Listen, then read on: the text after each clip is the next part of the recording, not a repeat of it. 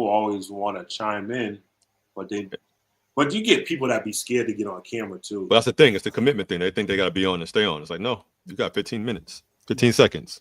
Yeah, Felger and Maz, not Felger and Maz, Zolak and Bertrand, when I be listening to them at work, there's a certain dude that calls in, and I think he's the engineer. He plays this timer in the background. He's like, yo, if he start bullshitting, I'm playing this timer. And that shit goes off instantly. Like, he cuts him off no matter what he's in the middle of. So, yeah, that might be a good idea. Cut his ass clean off. Yo. Good, fellas. Oh, man, my fault. Little needs the link. Chilling. Of course he does. Chilling, man. It's happy messy Friday to everybody. It's the finale. To quote Papoose, moving on along. Oh man. Pat. How dialed into this story are you guys? I feel like I've missed the last couple of days in Saga. I've been purposely trying to avoid all this foolishness. I'm semi-dialed in. So what's going on? I'm trying to dial away from it because I'm dealing with my own foolishness in real life. I don't need no one else's right now. I feel you. No, come back, Payne. Come back, Payne. See, Payne, don't leave when the drama starts. Early. Come on. You know what I mean? Like, I got enough. I can't deal with Pap and Rem and Meg and Tori again. Like, nah, I'm cool. Yeah. Yo, why is it always every week is some new shit? Like, that seems to be causing these gender wars, yo. Mike, what up, that's the biggest thing about it, and why, like, I'll watch some of the videos and, the fuckery, but, like, I don't chime in on the back and forth conversations on social media with the gender wars, because I just read the comments. It's hilarious to read it. Like, and I think that's the biggest thing with with the Pap and Rem, with the Megan and all that, and the Diddy and the cast, they just cause gender wars. You know what I mean? Specifically in our community. Who's the loudest? Who's the loudest? That's gonna cause another gender war. Yeah. But, real quick, when we was trying to figure out that little black boxes for the new feature. Yeah, I figured it out, Payne. I got you. I was like, oh shit, okay. Yeah. So yeah. But so it's gonna stay there? Yeah, it's for the comments. As a comment, so we won't have to bother with it's a comment box. Like pressing a button. So the automatic. You can't turn that joint off? No, it's automatic. I mean, you could, but then we got to do the comments manually again. So, all right. One last thing. Let's at least watch it through the pre-show, see how it goes. But, I like it. All right. But yeah, those gender wars, they just like, at first I used to laugh, but now it's just, it makes me sad because people really be mad, like, at a whole nother gender because of what some celebrities are going through, and then people are saying certain shit like they take what the celebrity does personally. Like, I watching dudes call Mega a hoe and bitch and all this shit after the Tory Lane shit and all this shit, and then like calling Cassie out her name, calling like you niggas this, you chicks that, like you bitch that. Like, come on, man. You know what happens? You know what happens in this recent world that we live in is because everything's so exposed. People feel like they're invested in your life. Yeah. People feel like they have a right to comment on your life because you're a public figure. Because we know so much now.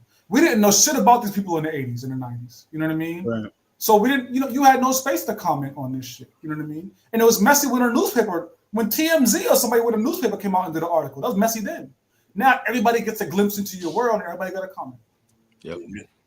I'm taking it back to the essence. I don't want to be bothered with it. Yeah. well, Little, what's good, brother?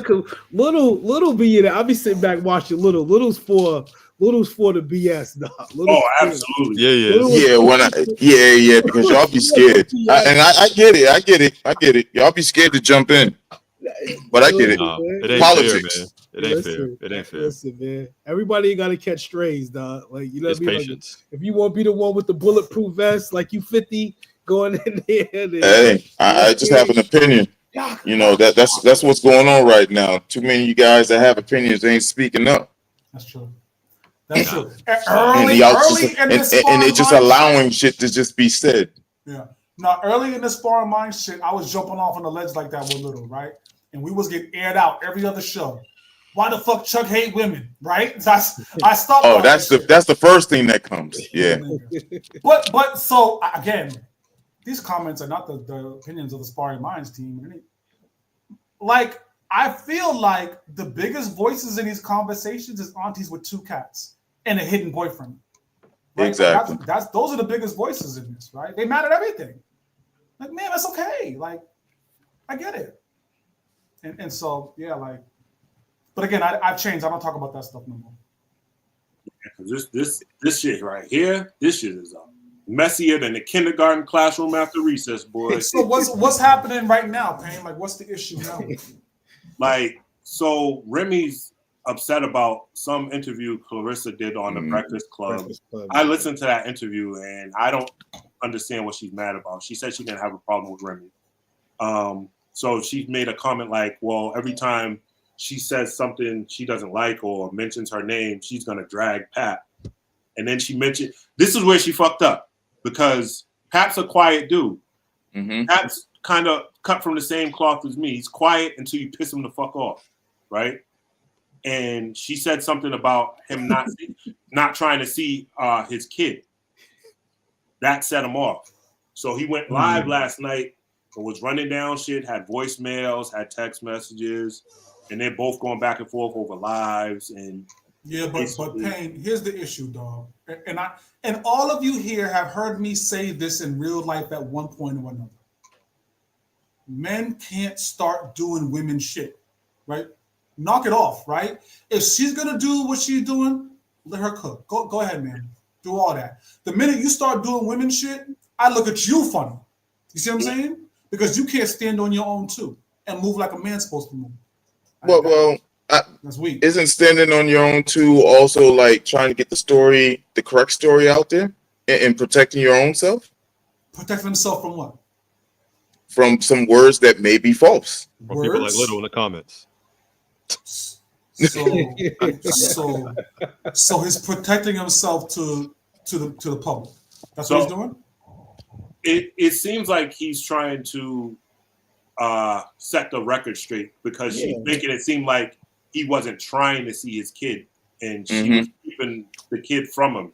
And as someone that's been through that shit, like, I wouldn't go about it the way he did, but I mean, if enough is enough, enough is enough. He got fed up. He wasn't calling her out her name or nothing like that. He was just setting the record straight. But I mean, I wouldn't have done it because I would have just let her look corny on her own doing that shit. So, but now you bring on a little bit of corn by association by you doing that. You know what I mean? Yeah. Just let her be corny alone. Yeah, that's always my way. You can rock. Okay, and then in the eyes of people that don't see him speak out, say anything, they feel okay. Since he ain't saying nothing, this must be true. Why? So and we just allow that. People who don't matter. People who don't matter though. Who the fuck are you? Listen, they matter. They matter. That's why they wanted to be superstars because they wanted people to see them, to know them. Oh, well, ain't nobody buying Pap's albums. We're not. I don't think gonna lose record sales for this. We were just talking about superstars. It's funny you say that. They're not superstars. He's not. I don't think he's a glory hound like that. Like he was saying, he wrote like a lot of her rhymes. He has the proof, like the date. Like I don't doubt it. Yeah, I don't doubt it. Like, but he never asked for a penny. He never asked for credit, which is crazy. Why would you? For your girl? Why would you? And that was his point. He was like, "Yo, I never asked for a penny. I never asked for credit because you were my wife and I wanted you to win. That's it." Yeah. So we were just talking about this recently. What was we just talking about? Oh, last week's show. Sparring Minds listeners, episode 178. Go take a listen to that if you missed it. But we're just talking about that. Like the things that you should do for your girl. You know that there should be no bounds to the things that you will do for your girl without trying to receive back some level of glory or financial payment. You do it because it's your girl and you want to see her win, period. And that's what Pat is. Yeah. Anthony, what's up with you, Queen? Yeah. Ain't nobody buying no music from him. Now, I would listen to Remy before I would listen to Pat. But ain't nobody going out and buying it. Like, this ain't like... Either way, this ain't shit you would do before an album drop. You know what I mean? Like, we've seen that before. This ain't that. Either way, you listening to Pat.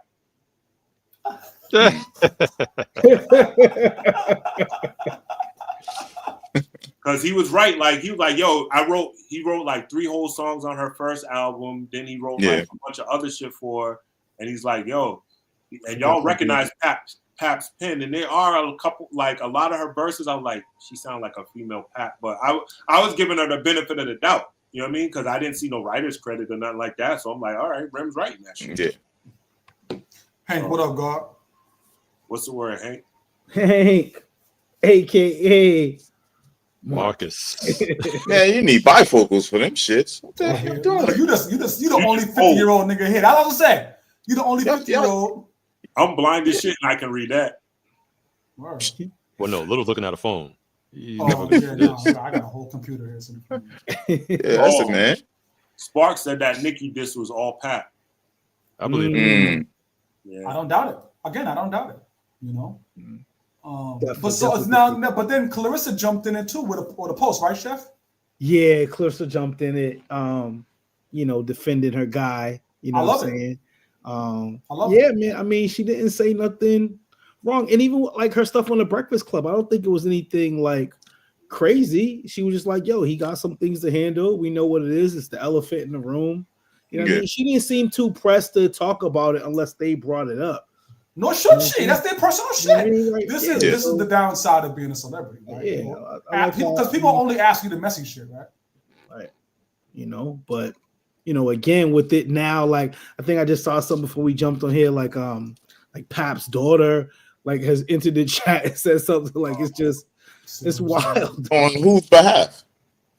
Speaking up about her father. Oh, okay.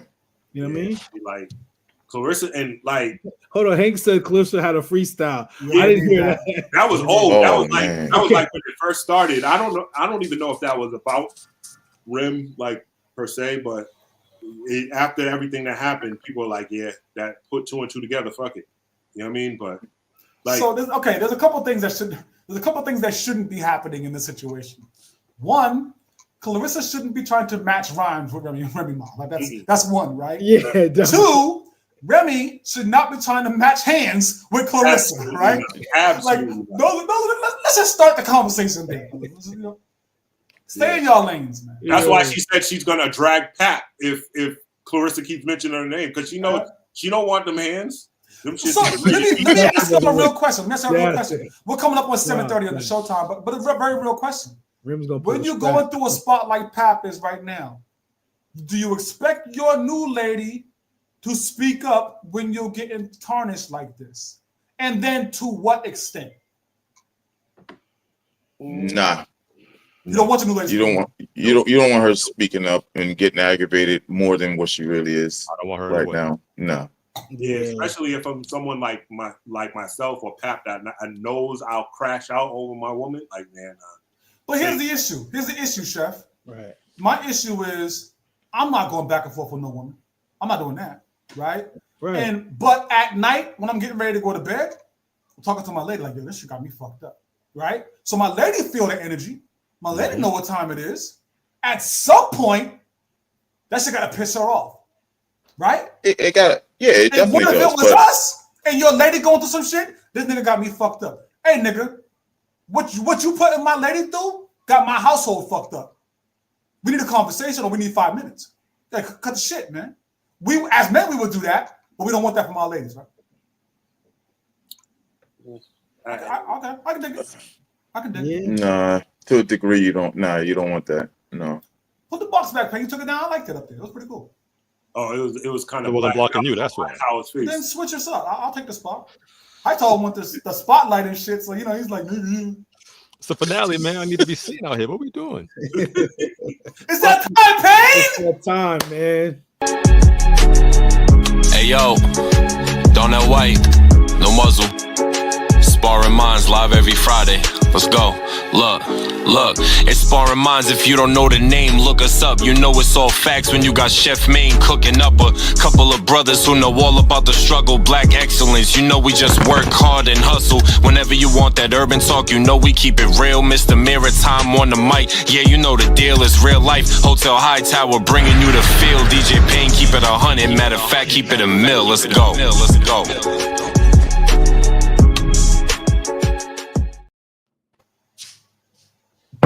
What the hell? Helly. Yo, you supposed to do shit like that in a pre-show. I mean, like in that stupid song, dog. I never heard What the the hell?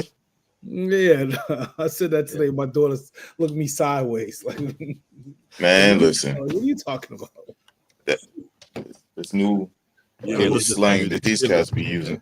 Yeah, you can't use the young kid slang. They look at us like old fossils. I know. Uh-huh.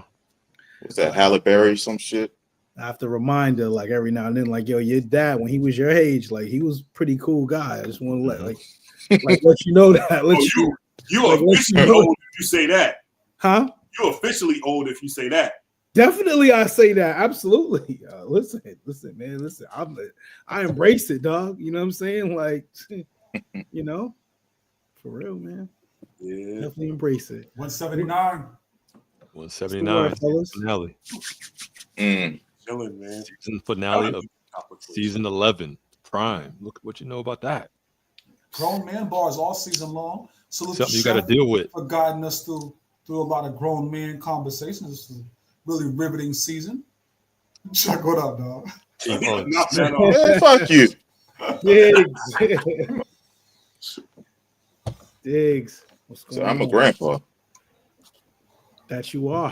That you I are. am too, but shit. I don't look like no damn grandpa. Yeah, man. Yeah. Little salute to you, man. You know, the graduation was just the other day. You know what I'm saying? Oh yeah. Yeah, I mean, definitely want to salute. Calling that. it a flag on the play though. What are you talking about? You know, me and you for years we catered and stuff like that. Whenever, we have an event, we have a rain site, we have a regular site.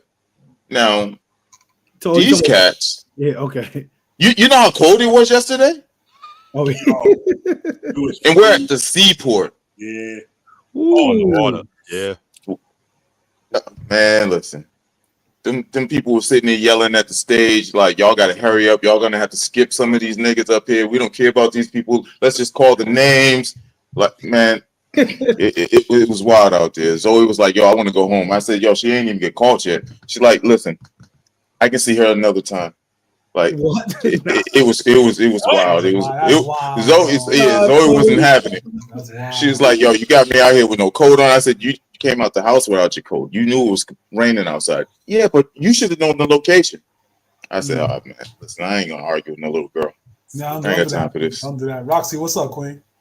Yeah, don't do that. Don't argue with her in the public at least. Nah, I ain't got time. Zoe getting tall. I ain't trying to get punched. Oh. Yeah, but it was definitely a great time. Okay.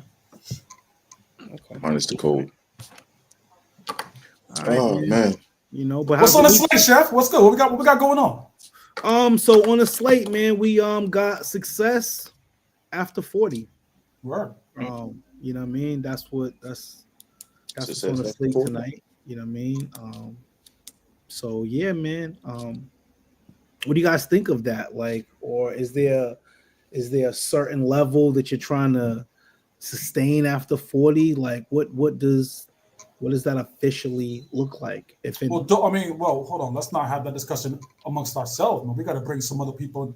We got to tag in some veterans who really have a dope perspective on that, right? Like, First-hand experience. Yeah, let's do So that. who we gonna tag in? Yes, sir. You tagged in the light skin motherfucker? You're lucky he from Roxbury though. Yes, What up, sir. my man? Unmute your mic. Doctor. I ain't never been light skinned, cuz watch yourself. What's up, my brothers? Hey. I'm chilling, man. How you feeling? Good, man. Beautiful day in the neighborhood, y'all. Yes. Good Which job. neighborhood though? Which neighborhood? You know, God's country, Roxbury. Oh, exactly. Baby, you know that? Yo, Height, please don't get him started. He started it. He Please started don't get it. him Man. started. He started. I Don't mean, get me listen, Yo, look at Chuck. Listen, lead us. Nah, come back, Chuck. Yeah. Chuck feeling left out over there in that third world country. Nah, both Chucks talking about Roxbury. Come on. Come on, man. Charles Not a Davis. pen, man. Oh, come on, Not a man. pen, man. Yo, 40 success. I'm here for it, Chef. you know what I mean? Yep. So yeah, man, the good doctor's here. And we want to talk about what does that look like to you, right? with everything going on right now, the restaurant and everything, man. So, you know, what does that feel and look like for you as far as the success now that's happening for you after 40? Well, before you answer that, Doc, let's let the people know who you are, man. Let's do it right. Not every, I know you Roxbury to the bone, but everybody don't know that. That's true. That's true. Let's kick it off right. That's So true. tell us about yourself. Pardon me, Hightower. Yes, sir. You got it. You got it. Yeah. Rufus J. Falk. I got the doctor there because I completed my doctorate at Northeastern University in 2019. Yes, sir. Pull up that. That's some success at 40. Prior to that, I did my master's at Boston University and I did my undergrad at Temple University. It was just I just finished. It was a 20 years out of college. Born and raised in Roxbury, BPS kid, man. Did BPS up until 10th grade till I was about to get kicked out. So I had to transfer to North Cambridge Catholic. Played ball there. My daughter's 11, soon to be 12. Man, I'm a girl dad. Shout out to my girl dads on the line. Yes, sir. Yes, sir. Yes, sir. I think for me, when I'm talking about success at 40, it really started at like as a teenager. You just don't. People might see it at 40, but it takes decades to build upon that. You got to build momentum to build that foundation. Like success isn't something that you do 1 year. It's something that you have to continuously do. And you're going to have setbacks. You're going to have pitfalls. Like where I'm at today at 43, this was not what I sort of had on my life chart of the type of life I was going to have or what I was going to be doing. But you got to roll with the punches. You got to figure out exactly how do you monetize your skills to be successful. And you got to define what success means for you. You know what I'm saying? So that's really what it was for me. Just defining what success was once I found my lane, shooting every shot, not being afraid to catch an L, knowing that the L I'm going to take is going to sort of set me up for the next thing. Like I did a little bit of everything because it was nonprofit work. It was working for city government. It was running for office. It was writing a book. It was not having a job for a year, trying to struggle, trying to figure some things out. It was leaving the city and saying, okay, I don't know what the hell I'm gonna do, but I'm gonna figure something out. I'm gonna do some consultant work. Now I'm a professor at RCC now. I'm doing the restaurant thing. And it literally I've been back in Boston for 20 years now. And like these 2 decades have been every day, every year, just trying to build upon the previous year and trying to figure out, again, if we're talking about success, what success looks like for me and being really able to define it.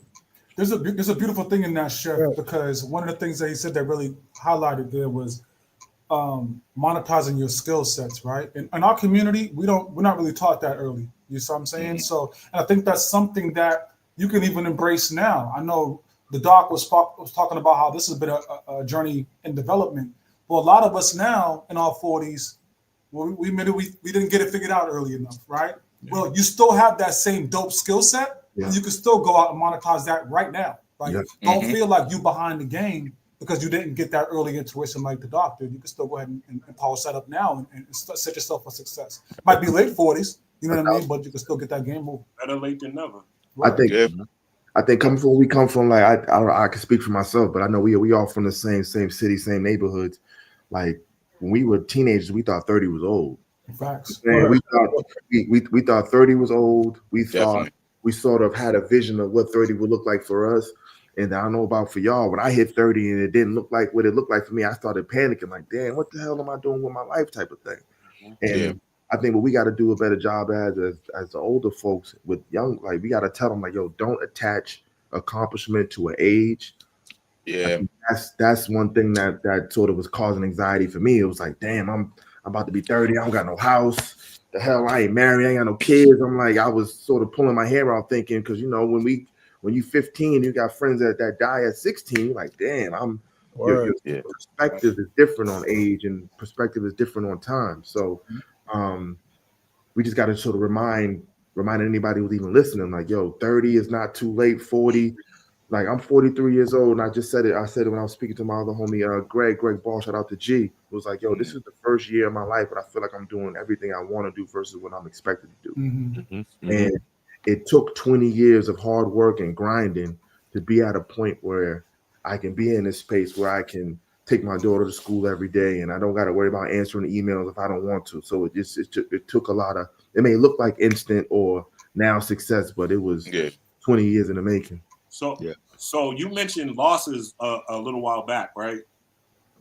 And people in today's society glorify only their wins, right? Mm-hmm. Yeah. No one wants to talk about their losses, but those are important for you to be able to get to where you need to be. What loss do you feel that you took was the turning point to you becoming where you are right now? Yeah, that's a great question. I took a lot of L's because I think one of the things that redirected me the most in my life is when I was getting kicked out of Latin Academy. Mm. I was getting kicked out of Latin Academy after 9th grade year. I was goofing off. I was playing in the streets. I wanted to do everything that was around me versus what I should have been doing. And at that time and point, I had the option to either go to another BPS school, but shout out to my man, my cousin Russell Paul, and he put me on go to North Cambridge Catholic. This is out the blue. I'm just walking in the neighborhood like, yo, I gotta find a new school to go to. I gotta find a school. I gotta figure this out. He said, yo, let me bring you up to boom, boom, boom. Ended up setting up an interview. I didn't even tell my parents I was getting kicked out of Latin Academy yet. I ended up doing an application, boom, boom, trying to get funding.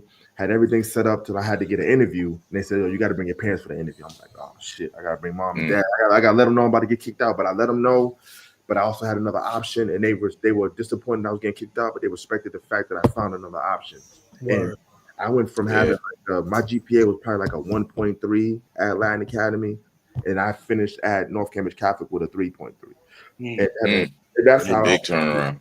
That's how I was able to go to college. Like that could have been the turning point because the streets was easy to get into. Like I was already outside. It was easy. That was what we was doing.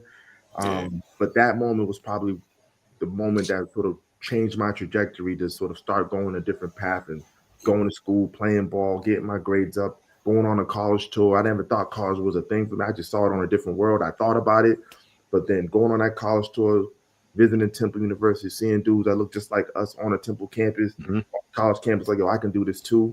But that was it, bro. That was probably the most pivotal one. There have been other ones, but that was the one that I could have been doing everything else that my friends was doing. And in terms of the negative stuff, I had friends who were positive as well, but some of my friends who was in the negative shit, I could have been easily, because I was one of the main ones, I could have easily just continued that path. But that was the moment that changed everything for me. So that L of getting kicked out, but then finding another school, not letting that L just have me be like, well, fuck it. I'm just throwing my hands up and I'm just going to put this company on and do what we do out here. So you know something little like Doc is speaking about a lot of the this success in at 40. And the thing that stands out to me is the communities that we come from, right? Well, not Payne because he grew up with grass and playgrounds and shit. But for the rest of us, it was a success. It was a success to see 40 at all. That's a fact. Yeah. You see what I'm saying? Shit, like, it was a success to see 21.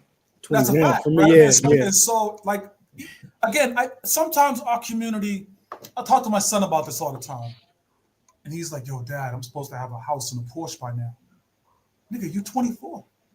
Right? Like, I want you and I want our community to take inventory of just the day-to-day wins. Those matter as you start to gear towards success towards 40. You know what I mean? Like, did you get your today goals done? Yeah. You see what I'm saying? Because those today goals will build the proper foundation for the 40-year-old. Yeah. 1,000%.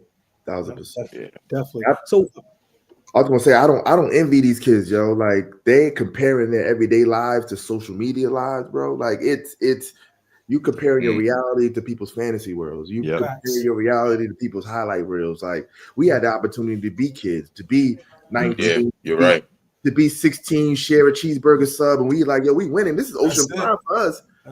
Imagine we had to at 16, we would have to be extra hustling and doing all types of illegal things in order just to keep up with the Joneses. Like it's I feel bad for them, and the fact that a lot of their realities are being shaped on just AI bullshit. It's not real, and they're comparing what their everyday is to what somebody's putting out there, and you're not going to be able to compete with that. Never. What was that experience like with you going to Cambridge as a Roxbury native, like taking that journey and stuff? Because now it's a whole other ball game, right? You know, Yeah. you got to get up early in the morning and stuff like that. And you said that was like a big turning point for you. So what was that experience like from Roxbury to Cambridge? It was dope, bro. I'm gonna be real. At the time, North Cambridge Catholic, it was in North Cambridge, but I want to say at least 50% of the student population was Boston kids. Like a lot of kids from Michigan, kids from Heath Street, like a lot of kids who lived in Dorchester. So it didn't, even though it was a school in Cambridge, it still felt like I still had folks that I knew there. There was a 1 degree of separation. So I was taking that, walking to Jackson every day, getting off at Davis Square, wearing my uniform, but just getting my ties from Finley's basement, matching we was able to wear sneakers. So I was working at Crystals at the time. So I had my sneakers with my ties. Shout out to Crystals, man. Shout out to Crystals. Young boy working in Crystals. Remember that. I was the only young boy working in Crystals. So, but it was different. So it was a Catholic school. The school was small. So at the time, Latin Academy probably had about 1,300 students. NCC might have had maybe 300 students, maybe, and that might be a stretch. It was definitely like more of a close-knit community. Latin Academy didn't have those supports. NCC did. There was a program called the Boston Urban Youth Foundation. That was the program that helped pay my tuition to go to the school. And again, it was family oriented. So even though I was taking that hour trip from Jackson to Davis. It was dope because the school community there really showed a lot of love. It was an opportunity. It was the first time where I was actually eligible to play basketball. It was an opportunity to sort of see and do things. So being a part of Boston Urban Youth Foundation and NCC, I was able to do service projects. So we did a service project to Mexico City. So we literally in Mexico helping to build churches and giving out food to the homeless. We working with kids who were about 5 or 6 years old who were addicted to sniffing like paint. So they would spray paint in bags and like it was crazy. So imagine we come from a place where we come from, we think it's poverty, we think it's bad. Then you get to Mexico City, a city with 20 million people, and you see kids that are 5 years old on the street selling candy by themselves.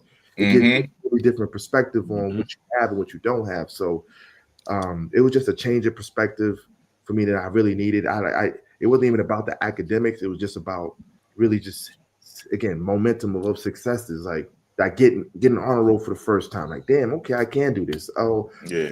I've always sort of got over on just simply being smart. I didn't have good study habits. So actually getting study habits, like having actually celebrating academic wins. So when you saw your name on the board for honor roll, you're like, damn, look, okay, well, you want to, and then being in competition with other homies in the school, like, yo, you ain't get honor roll, yo, what you doing, yo? Actually pushing the homies to do to improve their academics as well. So yeah, NCC, being out in Cambridge was super dope, man.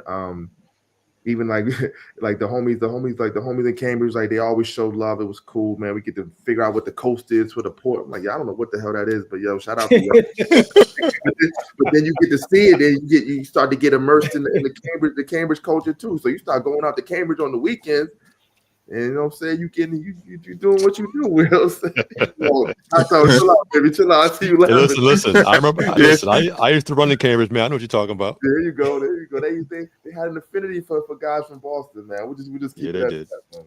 Chuck don't want to hear this part. Yeah, I'm out there so I can keep.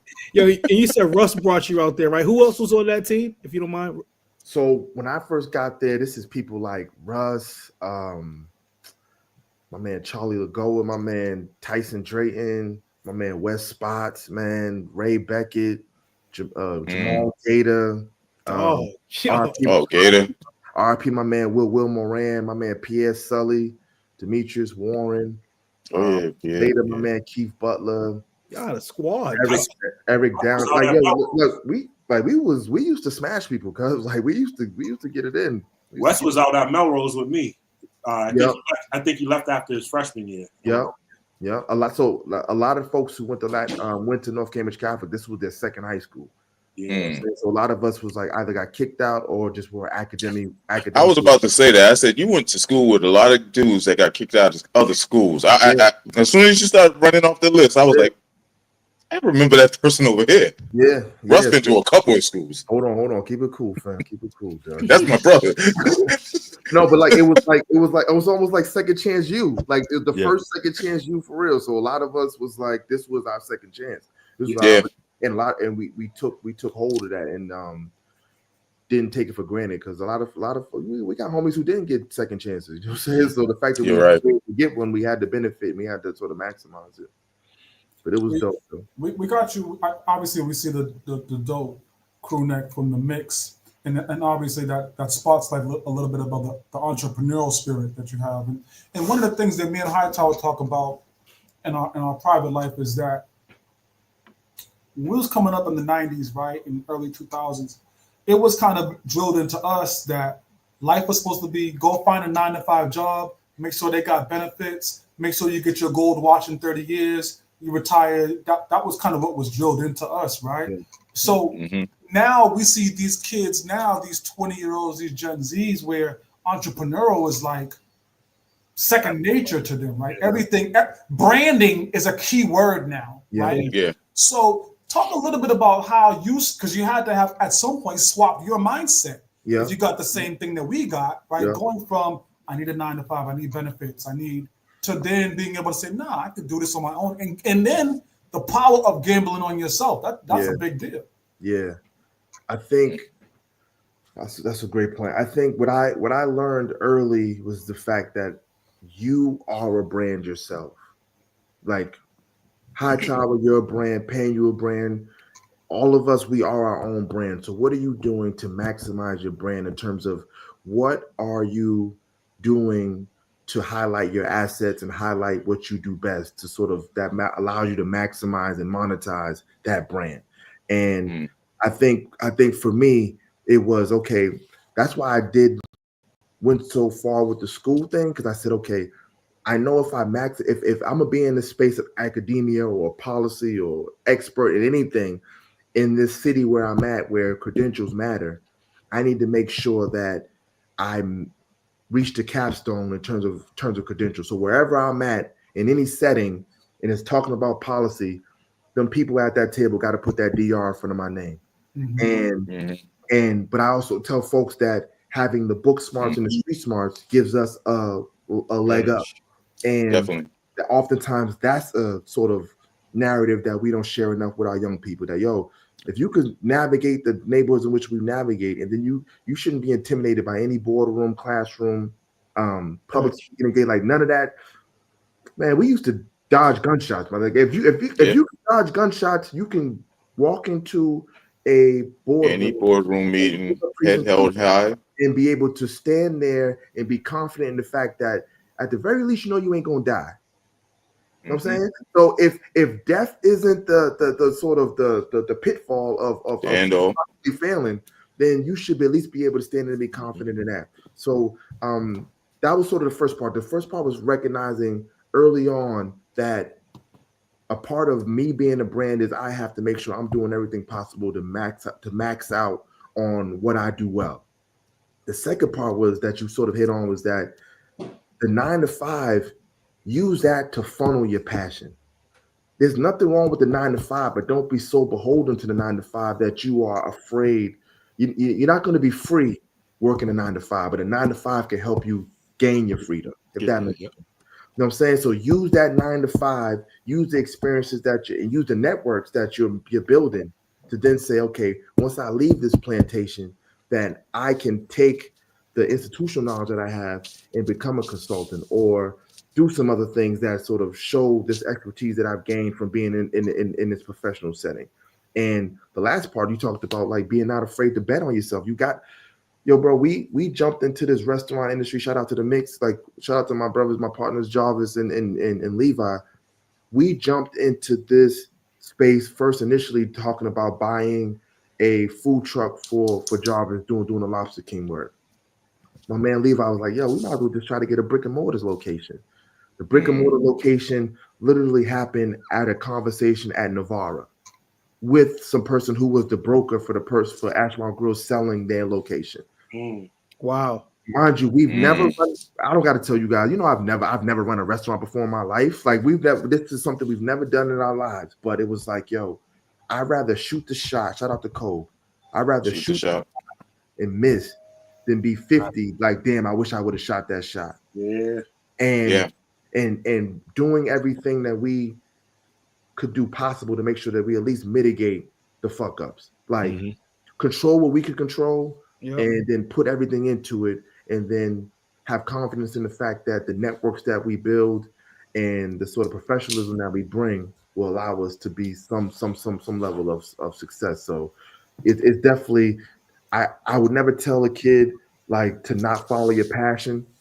I want them to do that, but they got to make sure that you following your passion, but you also got to make sure that you have something concrete too.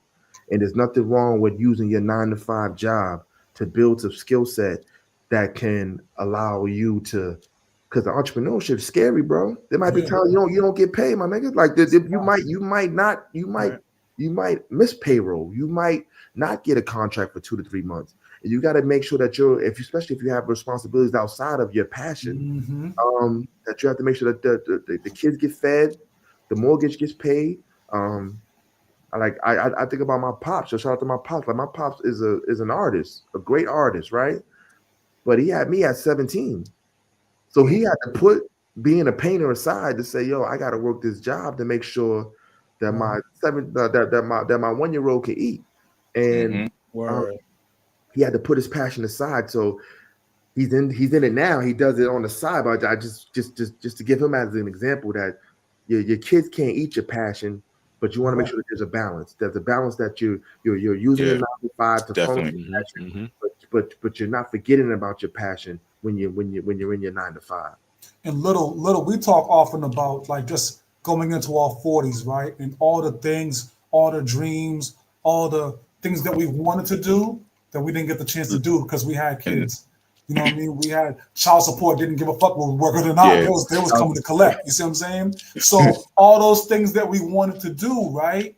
And then now we're sitting here at 40. It's like, yo, like, I wanted to make a movie for 20 years, B. You see what I'm saying? I wanted to do that for a long time. Like, and now we're at this point where we're finally chasing it. Is there this feeling like, damn, I wasted that time? You know, does that, you know what I mean? Like, that's kind of, I don't know if it's wasted. Yeah. I wouldn't say wasted time. If you have a passion or a talent, like Doctor's Pops, right? You have that. That's always in the back of your head. Always. You'll find yourself at the 9-to-5 doodling. Yeah. It's always there. And so when you reach a point, like we're talking about in our 40s, life has gone by and you haven't been able to attack that, to me, I feel a little bit of an emptiness in that. To me. But I would just say there's a few folks that live through their kids now, though. You know, some of the things that they wanted to do, they kind of see their kids doing, and now they're just pushing their kids to be that. You got to be careful with that, though. Yeah, true. There's some good and bad with that. There's definitely some good and bad with that. 40 ain't a death sentence, cuz 40 is not a sort of a moment where you have to put your passions out to pasture and put two in it. You don't got to do that. The question would just be, okay, what does it look like now for you? It's probably going to look a little different from when it was when you were 21. But think about all the life experience that you gain that you can then lend to the passion that you have now. Think about the lens you have now when you're talking about storytelling that you didn't have when you were 21 because you have life experience. And I think my pop, look, I got my pop's art right there. Like Pops did a Negro League joint for me, but he's still passionate about the artwork he does. I'm at 43. I think about like, damn, bro, like I remember being 21. I remember being 25, and I feel like now I'm really living. I didn't really feel like I was really living in my 20s. I felt like I was just getting by. Yeah, I feel like I was just I'm saying, just trying to get to the next day. 30s, in my 30s, it was so hyper focused on trying to attain accomplishments. that I couldn't even enjoy the accomplishments because I was trying to get on to the next thing. Yep. Like now at 43, I'm actually able to reap the benefits of the hard work we put in our 20s and 30s. Yeah. And then also in a position where I'm still young enough to say, yo, there's still some things that I have on my to-do list that I'm gonna make sure that I do that shit. And I would just encourage folks that are younger to not rush it. Like, yo, don't rush it, but don't think your 20s are gonna last forever, because they for damn sure ain't. We ain't gonna be. Yeah, I remember all of us in our 20s, Pradas on, bottles, doing all types of moves like this. And the idea of that makes me tired now. You know what I'm saying? Like that. Yeah. Right, As much as I used to do it, I yeah. used to do that, and I see it, when I see it today, I look at these people like, look at this mother. Now, knowing I was the same person, I was the same dude. So I just say like, yo, I think a lot of it is just perspective for us, yo. I think a lot of it has to come with our lives as Black men in particular has been so fragile that we just look at 40 as if like we grandpas in terms of like not being able to do anything. Like we got to be stuck in the crib. We got to be sedentary. We can't have any more passion. Like, no, we're in our prime, yo, honestly, because we have so much experience that we don't got to measure twice. You know what I'm saying? We could just cut. When you were 20 and 30, you don't really know. You ain't sure. Now we know exactly what we want. We know exactly what we don't want. We know exactly what we want to put energy into. It's clarity. We're not wasting time on bullshit. I know I'm not wasting. I got zero energy for any type of bullshit. Right. So back in the day, I might entertain like, yeah, man. Now it's like, I'm cool, cuz. So yeah. So speaking of BS with the new restaurant, just talk about, I guess, pros and cons. Yeah. Of the restaurant business, particularly in the community. Yeah. Right. In which, you know what I mean, in which we serve and people we know and stuff like that. So what are those like, and what's been the pros and the cons from, you know, opening up the spot? I wouldn't call it any cons. I would just say it's been some enlightenment. You know what I'm saying? I think first I'll start with like the dope part of it. The dope part is actually being able to create a space in the city that we live in, like being able to have a space to call our own in a city we grew up in our whole lives is something that I didn't envision happening, because you know the Boston we grew up in is like we used to get tolerated in other spaces versus having our own space that we can call our own. So that's been dope. So being able to have my family up, to have friends pull up, to host events, to be able to be in a position where we can support local stuff like that's been amazing. I think the difficulty is that we treat each other worse than we'll treat anybody else. You know what I'm saying? So some of the behavior that some of these bozos will try to pull in the mix, they wouldn't pull at Strega, they wouldn't pull at some of these other venues, but they feel comfortable enough to do it here because we in Dorchester and it's owned by 3 Black men. So, but I think that's, again, it's like this perspective and narrative. We always hear about that crab in the barrel mentality, and I always my retort is that crabs aren't supposed to be in the barrel. You know what I'm saying? So when you're in an unnatural environment, you're gonna act abnormally. So what are we doing to create a better environment for the way in which we act? We gotta take accountability. And the crazy shit is like with the whole incident with the bozos breaking windows at the restaurant. It's like it's at this age of social media, people would rather get likes and get sort of notoriety for reckless behavior versus actually building something. And that's the difficult part, is that we'll do anything for likes and attention, but won't do anything to build something. You know what I'm saying? We won't do anything of substance. We don't have substantive conversations. Like, I seen how viral the video went. I'm like, okay, that's cool. That's cool. I get it. Like it was a moment. All right. But every day I see kids go missing in Boston. Every day I see that. Every day I see real life issues happening in our neighborhoods. And people as quiet as church mice, cuz. Quiet as church mice.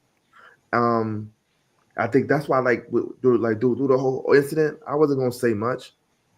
Only thing I stated was that, nigga, we open for business the next day, cuz. Word, 100%. Yep, definitely. The show don't It ain't stop. stopping it. The show don't Yep. stop. The show, and it ain't gonna stop. So it's like, as disrespectful as the moment was, it was just, I felt like it was important to let the community know that we're not ones to get shaken by a little bump in the road.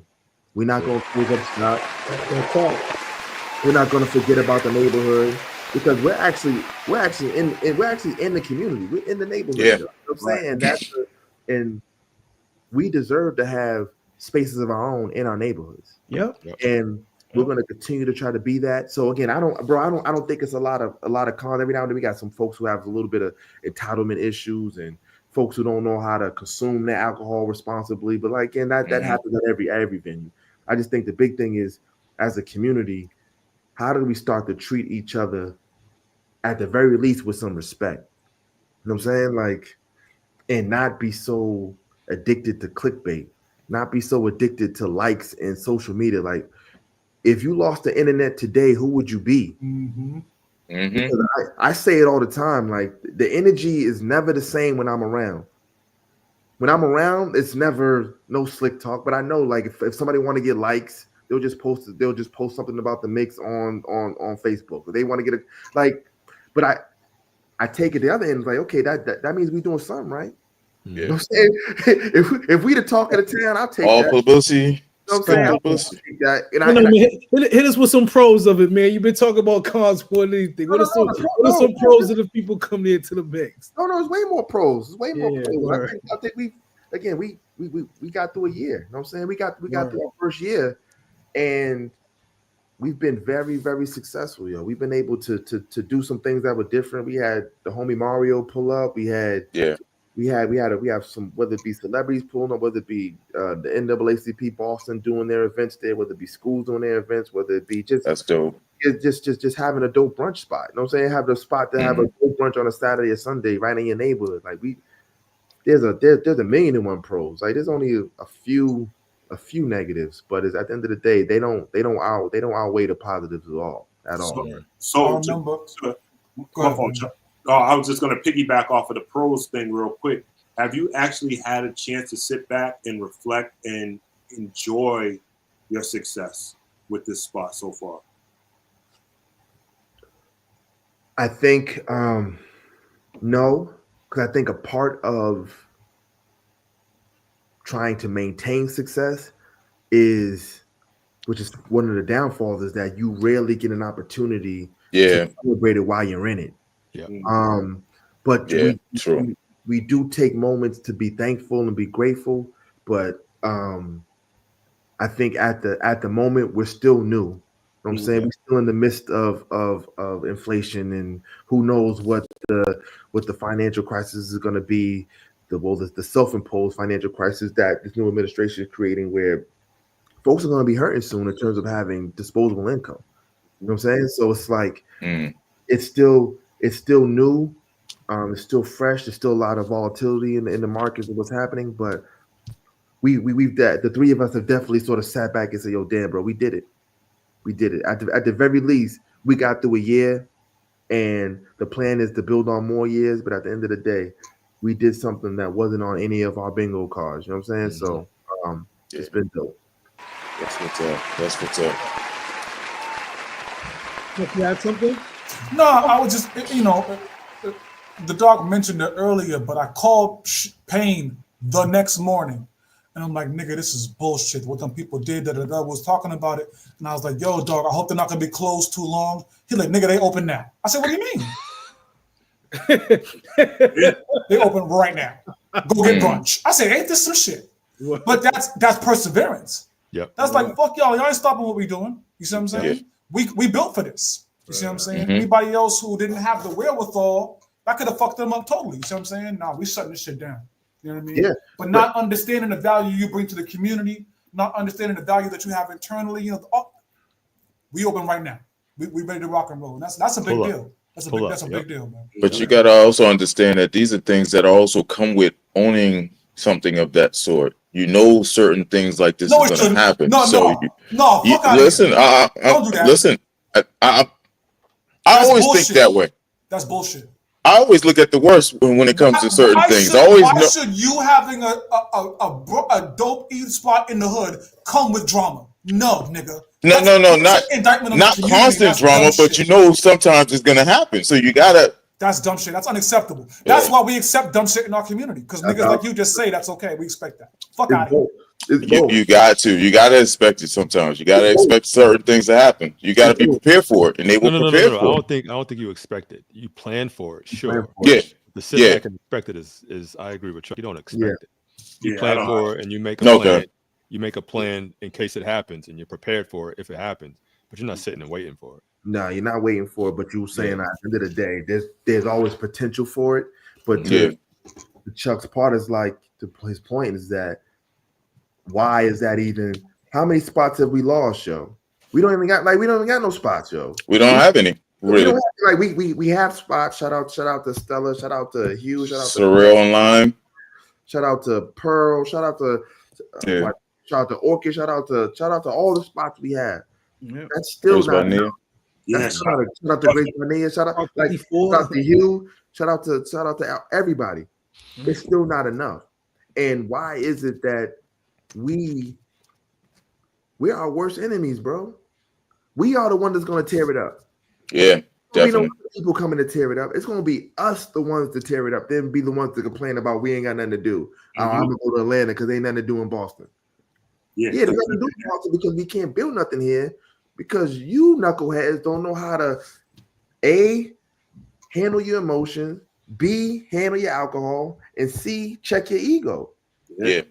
Like these are the three things as adults you should be able to maintain. But at the end of the day, if we're okay with everybody doing everything, shit like that happens, yo. Church. Yeah, talk that talk. If y'all want to leave town with the bullshit, go ahead and tear their town up. They won't do that. They ain't gonna do that. You know they come on. You know they ain't doing it. They quiet. Let them go to Newton and act crazy. Let them go to North End. You think they're gonna go to North End and act crazy? They absolutely won't. Of course not. Of course not. But they want to act crazy at a black-owned establishment. But at the end of the day, once you know the sort of pathology, you know what it is. Like it's not even intentional, yo. It's like it's deep-seated. We have traumas and issues that we got to get to that we don't even address, bro. Like the fact that whole their ISIS cooler thing, like that is a real thing. That is a real sort of mentality that we've just been embedded with, and it's self-destructive. And we promote our own destruction, yo. It's nasty, bro. Shout to Definitely do. He put that phrase in my head, and I can't not say it once every couple of days because it's so applicable. It's so deeply rooted in our community, dog. And I was just yelling at one of you dudes here recently about this. I can't remember which one of you it was. You can raise your hand if you remember me yelling at you about it. Probably. But I was just like, it's probably Hightower. Yeah, I'm almost pretty sure it's Hightower. But I'm like, dog, like, fuck out of here with, yo, Chuck, hold on a second. Sparring Minds listeners, we're going to take a quick break. Sorry, we'll be right back. Y'all go get some water or something. We'll be right back. Don't just, Payne, we on mute? Jesus Christ. I was talking to this nigga Hightower, and he was like, yo, Chuck, you got to go out to Wellesley because they got the best French toast I ever. First off, who the fuck eats French toast, right? But I said to Hightower, why the fuck you sending me out to Wellesley, nigga? There's no spots in the hood. Well, you're Wellesley, they're going to take care, they're going to get you right. Get the fuck out of here. And it's the same thing. I was like, yo, they shit ain't better just because it's theirs. Fuck them, nigga. We going in the hood. We back. Sorry about that. Yeah, but when we tell you to go down to Silver, you're like, fuck that place. I told you that's where you. And I can't do it, Chuck, man. That actually was Hightower talking about the French toast. What I think. In the I'm pretty sure it was. It was Hightower. Y'all like I make this shit up. Y'all act like I make it up. Right? Come on, man. Sorry, Chef. Go off. So the next time you're back in Boston, you coming down to the Simple Slipper with me? Come on, man. My wife's watched the show, man. I'm just saying. Not the glass slipper, the silver slipper. Oh. Yeah, the glass slipper was downtown. No. Yeah, Now I think it's like a little Chinese food spot. Let's do it. Oh, Yo. Y'all are wild, man. Nah, but Roof, I want to actually, I forgot to mention the shout out for the Modern Mentor because y'all allowed them to have something there for my daughter's part of the mentoring program too. So shout out to y'all for showing love to the Modern Mentor. 100%, man. That's what we here for. We got Black Wall Street on the wall for a reason, man. I love it. And again, at the end of the day, like Black Wall Street, it wasn't built on one restaurant. It was built on the mentality that we are everything that we need, yo. We can provide for, we can create everything that we need. We just got to be willing to. At the end of the day, it's like it's crazy because like supporting someone doesn't cost you nothing really. Like it don't like you don't gotta just put bread in every time. It could just simply be like, yo, go check out Fett or go check him out, go grab a drink or something. Like it's so easy to be negative, yo. It's so easy. Like that's all I see on Facebook. Like that's why I sort of stay away from, because I don't really got the temperament for it anymore, man. To be sort of, I never really had it, but I don't really. When I had to be political, I had to sort of hold it in. But now I don't got to be political, so ain't no. I just say, ain't He's like, fuck this. Ain't too much rap going on. But I'm just saying, it's like it's so easy to be negative. And what would it look like? Again, I tell people all the time, yo, you don't got to like everybody, but just get it to the point where you don't actively are trying to harm that person. If they're not trying to physically harm you, just ignore them. Like it costs you nothing. Right. And I think as a city, we can get so much further if we just get to the point where just trying to have some level of decorum about how we treat each other, yo. Some sort of basic rules, some basic tenets, like, yo, how do we operate, yo? If I got an issue with Jermaine, I'm gonna reach out to Maine, like, yo, bro, what's up, yo? Let's have a conversation to the point where dudes don't even have the ability to communicate effectively about what the issues are. Like, because the real part is they're gonna figure out there ain't even no issue. It's gonna be some hearsay. It's gonna be something that don't even matter. And we just haven't been at the point and at the position where we have like conflict resolution and communication and ability to articulate what the hell we got going on. So it's just a bunch of shit that we got to deal with, work on. But at the end of the day, if we're willing, we can. And those who ain't willing, just make them look goofy, yo. That's so ingrained in our community, that lack of community, and that's why sarcasm is our second language, because we lack the ability to communicate effectively. So we just default to sarcasm in a way to protect ourselves. But again, retraining an entire community, not an easy task. Not at all. Not an easy task. It's the idea of it's not gonna happen overnight. It's not gonna happen in one fell swoop. But what would it look like if those of us who can operate on one accord, who have some level of connection, if we start to sort of raise the standard? I feel like we haven't, as a community, we haven't raised the standard of what proper behavior looks like, my nigga. Like, yo, you remember, they had, shout out to the kids. The kids was wilding down South Bay, right?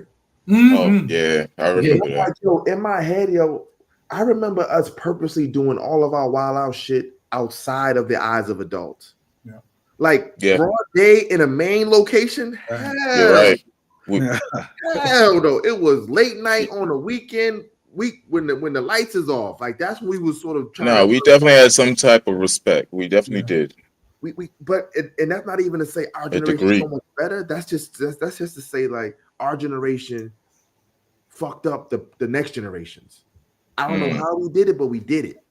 And some of the sort of mores and morals that we had, we didn't pass down. But see, our generation too, our parents told their friends if they saw us acting up to snatch us up and beat our ass or snatch us up and bring them to them, right?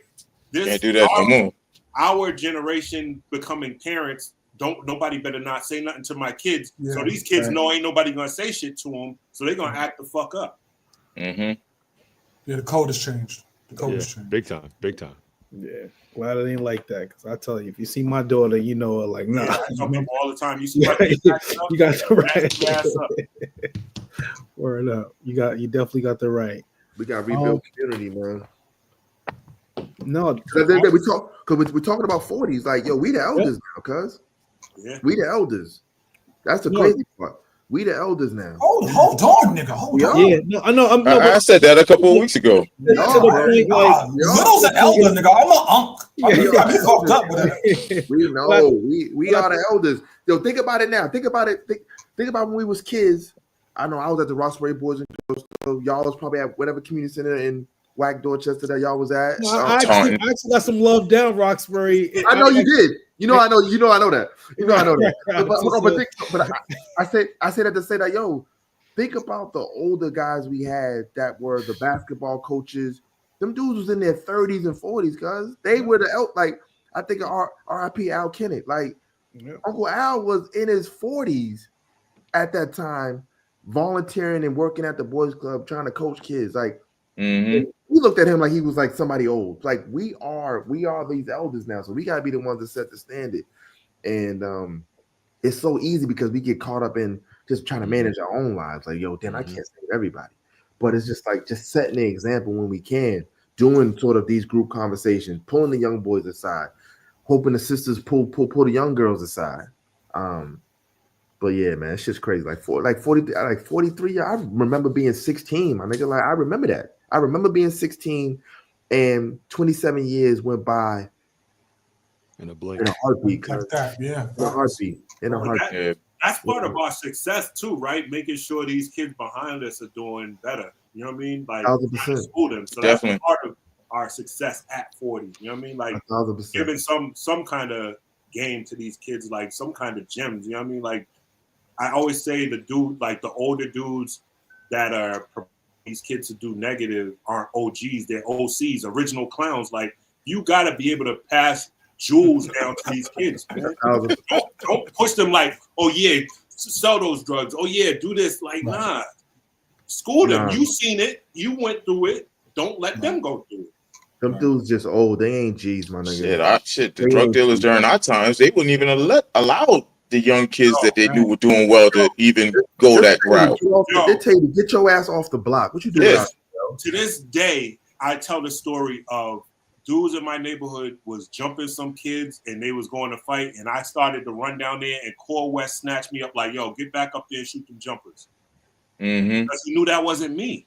Yeah. Right. No, listen, definitely. That's why you catch me every Tuesday at the Dorchester House, 5 to 6:30, and Thursdays at the Arm Burger with the youth doing cooking classes, giving them game and all that type of stuff. Yeah, because like Rufus was saying, the guys like Al's, the Manny Wilsons, the Barry Robinsons, the Moves, it's a bunch of different guys, and so like we're now in a position where the Al Skis, like it's so many. With them now. Well, so we're the ones that got to create the opportunity. Like the Al Ski League, that was my first foray really in what's that place called? Dorchester. Like that was my that third world. I had to take a ferry and I had to take a ferry and like a commuter rail to get there. But like it was such a dope, like right at the Reebok court. Like it was such a dope thing to be 11 and 12. Like that's why I first met a lot of my guys in Dorchester. Like we 11, 12 years old. Like that was an opportunity for us to meet, play ball, have fun. Like those relationships are 30 years in the making. And like kids, what are those opportunities still happen for kids today? And they don't even have to be sports related, but just an opportunity for them. Like it's important that our kids know each other. Like that like that's another thing. Like when I was doing a lot of the sort of gang intervention work, the shit that used to always hurt me was that whenever we used to do these funerals for these young kids that was killed, yo, the parents and all the elders all knew each other. Yeah, that'd be the crazy wild trap right there. All of them knew each other, from the victim to the perpetrator. They all knew each other, and they probably all could have been squashed by just talking to somebody older. Squashed in the family. Like, yo, they'd find out like, yo, me and your dad grew up together. Yeah.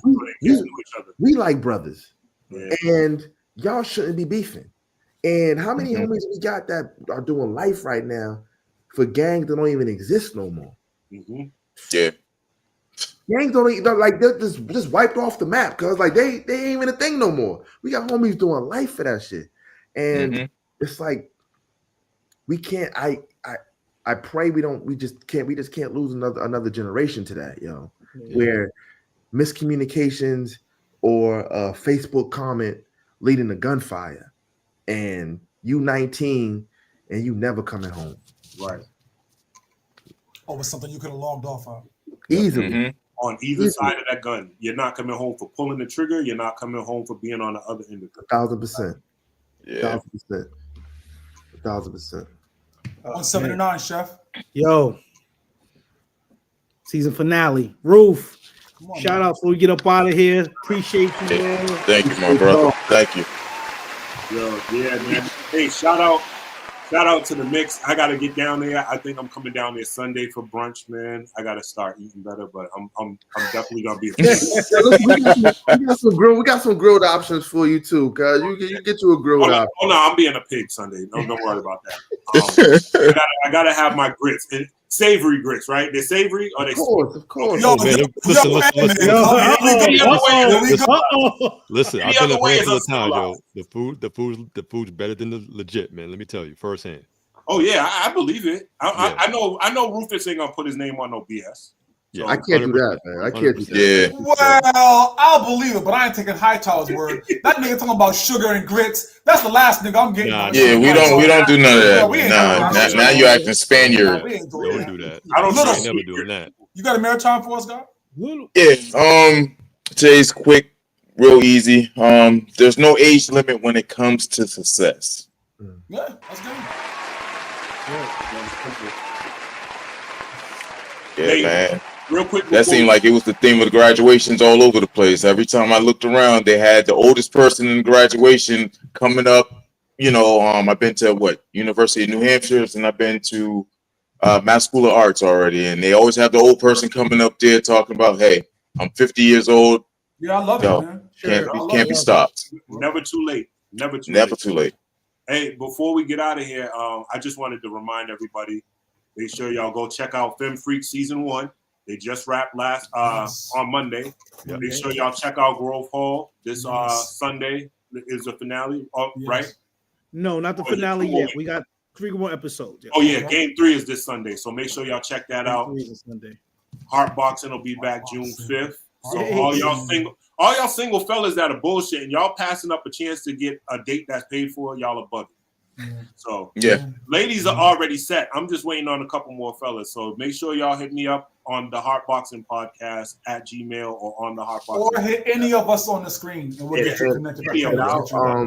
I'll put in a mixed gift card too for whoever wins this. Look at this. You kidding me? Oh, see.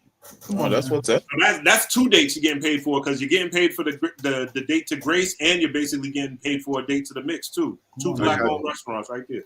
I got you. Can't get that. Can't get better than that. Don't get no better than that. Episode 179, season finale, Prime. Thank you very much for stopping through. Roxbury in the building, baby. Here we go. All day, every day. Here we go.